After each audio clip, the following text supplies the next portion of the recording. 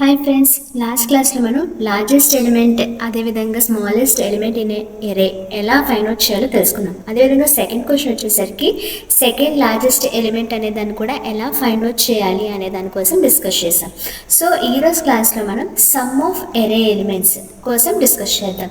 అంటే ఏంటంటే, సో మనం ఒక ఎరే అనే దాన్ని తీసుకుంటే ఆ ఎరేలో ఏవైతే ఇంటీజర్ వాల్యూస్ ఇస్తున్నారో వాటన్నిటిని కూడా యాడ్ చేసి మనం దాన్ని డిస్ప్లే చేయాలన్నమాట. సో అదే సమ్ ఆఫ్ ఎరే ఎలిమెంట్స్. సో ఆ యొక్క కోడ్ అనేది మనం ఎలా రాయాలో ఈరోజు నేర్చుకుందాం. సో ఇక్కడ నేను ఒక ఎరే అనేదాన్ని స్టోర్ చేసుకోవడం కోసం ఎరే అని ఒక వేరియబుల్ తీసుకున్నాను. సో మీకు నచ్చిన వేరియబుల్ అనేది మీరు తీసుకోవచ్చు. నేను తెలియడం కోసం ఎరే అనేదాన్ని తీసుకున్నాను. ఓకేనా? సో ఇక్కడ మనం ఎలిమెంట్స్ ఏమేమి తీసుకున్నాం, ఇంటీజర్ వాల్యూస్ వచ్చేసరికి 10, 20, 15, 1 అనేది తీసుకున్నాం.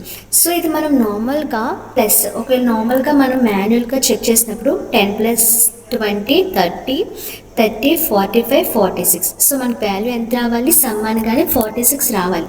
సో మనము మాన్యువల్గా చేస్తే 46 వచ్చింది కదా. సో కోడ్ రూపంలో రాస్తే, కోడ్ ఎగ్జిక్యూట్ చేస్తే అదే వాల్యూ వస్తుందో లేదో చూద్దాం. సో ఇక్కడ నేను సమ్ అనేదాన్ని చేయాలి కదా. సో సమ్ అనేదాన్ని నేను ఇనిషియల్గా ఎంత తీసుకున్నానంటే 0 అనే వాల్యూని ఇనిషియల్గా సమ్కి తీసుకున్నాను. ఓకేనా? సమ్ అనే వేరియబుల్లో 0ని ఇనిషియల్గా తీసుకున్నాను అనమాట. ఇప్పుడు ఏం చేస్తున్నానంటే for i in array.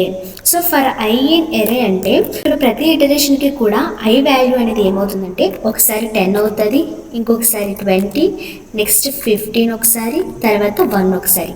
So first సారి ఫర్ లూప్ అయినప్పుడు 10 అనేది ఐ కింద తీసుకుంటాం. సో అది అయిపోయిన తర్వాత 20ని తీసుకుంటాం, తర్వాత 15, అదేవిధంగా 1ని. అలాగా మొత్తం మన ఐ వాల్యూస్ ఏవైతే మనకి ఎరేలో తీసుకుంటున్నామో ఆ వాల్యూస్ అన్నీ కూడా అయ్యే వరకు మనం ఐ అనేది ఈ లూప్ అనేది ఇటరేట్ అవుతుంది. So first of all for i in array అనగానే ఫస్ట్ ఐ ఏంటి 10 తీసుకుంటాం. సో 10 తీసుకొని బ్లాక్లోకి ఎంటర్ అవుతాం. ఇక్కడ ఏమని చెప్తున్నారు, sum equal to sum plus I అంటున్నారు.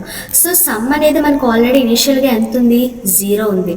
సో సమ్ ఈక్వల్ టు అంటే 0 ఈక్వల్ టు, సో ఇక్కడ ఏం చేద్దాం అంటే 0 equal to 0 plus I value ఎంత మనము ఇనిషియల్గా ఇప్పుడు ఎంత తీసుకున్నాం, ఐ వాల్యూ 10 తీసుకున్నాం. సో 0 + 10 అనగానే మనకి ఎంత, 10. సమ్ వాల్యూ 0 నుండి ఎంతకు అప్డేట్ అయింది, 10కి అనే దానికి అప్డేట్ అయింది అనమాట. ఈ ఫర్ లూప్ ఇక్కడతో అయిపోయింది. ఇప్పుడు మళ్ళీ ఏంటి, నెక్స్ట్ మళ్ళీ ఫర్ లూప్కి వెళ్తుంది. ఈసారి ఐ వాల్యూ ఎంత, 20. సో ఇప్పుడు mally ఇక్కడ బ్లాక్లోకి వచ్చిన తర్వాత sum equal to sum plus I. కాకపోతే ఇప్పుడు సమ్ వాల్యూ ఎంత ఉంది, ఇప్పుడు అప్డేట్ అయిన సమ్ ఎంత, 10. సో 10 ప్లస్ ఐ వాల్యూ ఎంత, ఇప్పుడు మనము కొత్తగా 20 తీసుకున్నాం కాబట్టి 10 + 20 ఈక్వల్ టు ఎంత, 30. సో ఈ 30 అనేది ఇప్పుడు సమ్ వాల్యూ అవుతుంది. ఇప్పుడు మళ్ళీ ఫర్ లూప్కి వెళ్తే ఈ సైడ్ ఐ వాల్యూ ఎంత అవుతుంది, 15 అవుతుంది. సో సమ్ ఎంత, 30. సో 30 ప్లస్ ఐ వాల్యూ ఎంత, 15 ఈక్వల్ టు 45. ఓకేనా? అదేవిధంగా ఇప్పుడు మళ్ళీ ఫర్ లూప్లోకి వెళ్తే ఈసారి ఐ వాల్యూ ఎంత, 1. సో 1 కాబట్టి సమ్ ఎంత, 45 ప్లస్ 1 ఈక్వల్ టు ఎంత, 46. సో మళ్ళీ ఫర్ లూప్లోకి వెళ్తుంది.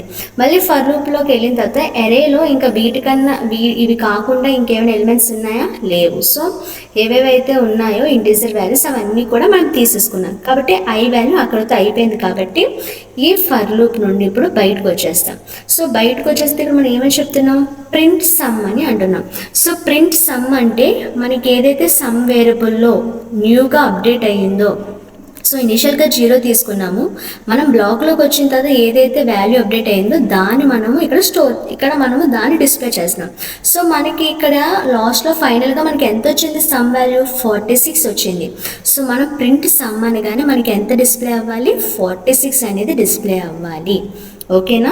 ఎప్పుడైతే ఐ వాల్యూస్ అయిపోయాయో అప్పుడు ఫర్ లూప్ నుండి బయటకు వచ్చేస్తాం. బయటకు వచ్చేసి ఏదైతే అప్డేట్ అయిన సమ్ ఉందో దాన్ని మనం డిస్ప్లే చేస్తాం. సో మనకి ఎంత, 46 అనేది రావాలి. సో వస్తుందో లేదో అవుట్పుట్ చూద్దాం. ఇక్కడ చూసారు కదా మనకి ఎంత వచ్చింది, 46 అనేది అయితే మనకు వచ్చింది.